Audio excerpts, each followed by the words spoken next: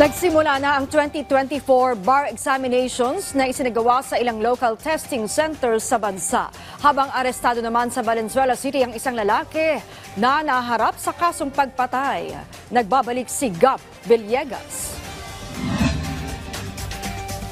Nagsanipuwersa ang Asia Foundation, Marine Science Institute ng Universidad ng Pilipinas at ang Marine Environment and Resources Foundation sa pagpapanguna ng programang Manginhas, a gathering of champions for the Philippine Seas na sinusuportahan ng gobyerno ng Australia. 20 napiling individual ang nabigyan ng fellowship grant kung saan sila ay mabibigyan ng pagsasanay upang makabuo ng mga patakaran batay sa siyensya para sa mas mahusay na pamamahala ng yamang dagat.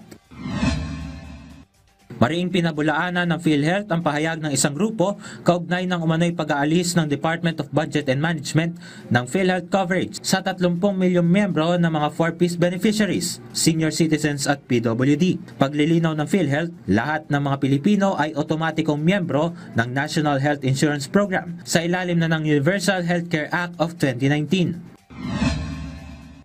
Samantala, naaresto ng pulisya sa Marilao, Bulacan ang most wanted person ng Valenzuela City dahil sa kasong murder at frustrated murder. Batay sa investigasyon, informant ng mga pulis ang dalawang magkapatid na biktima. Maring itinanggi naman ng sospek ang krimen.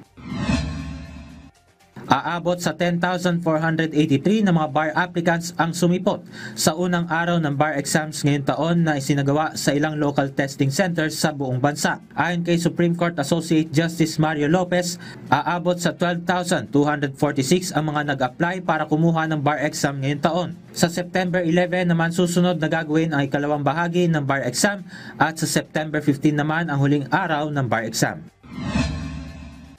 Maaaring masuspinde ang mga online business na hindi nakarehistro sa Bureau of Internal Revenue o BIR. Ayon kay BIR Commissioner Romeo Lumagi, babantayan nila ang mga digital platforms at mga e-marketplace platforms kung nakarehistro ang kanilang mga online seller at content creators sa BIR. Gab Villegas para sa Pambansang TV sa Bagong Pilipinas.